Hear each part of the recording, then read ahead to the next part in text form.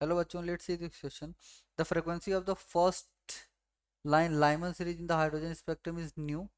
What is the frequency of the corresponding line in the spectrum of doubly ionized lithium? Okay, ठीक है। तो यहाँ पे basically क्या कह रहे हैं कि जो हाइड्रोजन के लिए फ्रिक्वेंसी होता है वो लाइमन सीरीज के लिए मान लेते हैं, लाइमन सीरीज के लिए क्या है, न्यू है ना। तो उसी सेम सीरीज के लिए लिथियम, यानी कि ये हाइड्रोजन के लिए हुआ, तो लिथियम डबल पॉजिटिव के लिए क्या होगा, है ना, लिथियम डबल पॉजिटिव के लिए क्या होगा फ्रीक्वेंसी, ठीक है ना। तो मान लेते हैं इसकी वैल्यू कुछ क्या होती है, न्यू, हाँ, डैश होती है।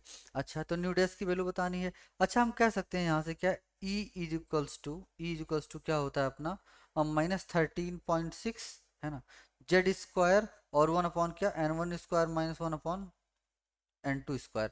अब यहाँ देखिए दोनों के लिए करस्पॉन्डिंग लाइन जो है सेम है, यानी कि सेम लाइन के लिए ये दिया हुआ है लाइमन, और उसके सेम लाइन के लिए क्या इसमें पूछा है, तो यानी कि एन की वैल्यू तो चेंज नहीं होगी।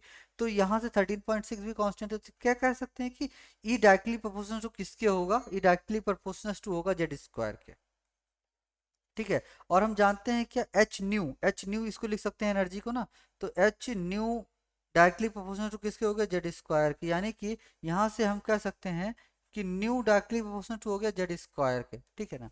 अच्छा, अब न्यू ऑफ हाइड्रोजन क्या है, न्यू दिया हुआ है, तो यहाँ से क्या लिख सकते हैं अपन लोग कि न्यू हाइड्रोजन का दिया हुआ है ना, यहाँ से कुछ कांस्टेंट एक के मान लीजिए प्रोपोर्शनलिटी हटाने के बाद, हाइड्रोजन का जेड कितना हो गया, 1, तो इसको इक्वेशन नंबर 2। और वहां पे क्या है, कुछ न्यू डैश है, क्या है, न्यू डैश, ओके, ठीक है। तो अब बेसिकली क्या हो जाएगा अपना, न्यू डैश की वैल्यू, अब यही के टाइम्स जेड स्क्वायर, तो जेड लिथियम का कितना होता है हम जानते हैं 3 होता है, तो 3 का स्क्वायर है 9।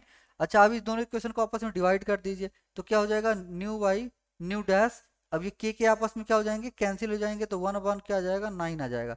तो यहाँ से जो न्यू डैश की वैल्यू आती है ना, वो 9 टाइम्स क्या आती है, न्यू, यानी कि अपना सी आंसर मैच करता है, डी इनकरेक्ट है और बी भी इनकरेक्ट है और ए भी इनकरेक्ट है, तो यहाँ से क्या, डी आंसर अपना मैच कर जाता है। So D is the correct answer, sorry C is the, C, sorry C is matching with our answer, so C is the correct answer. So best of luck.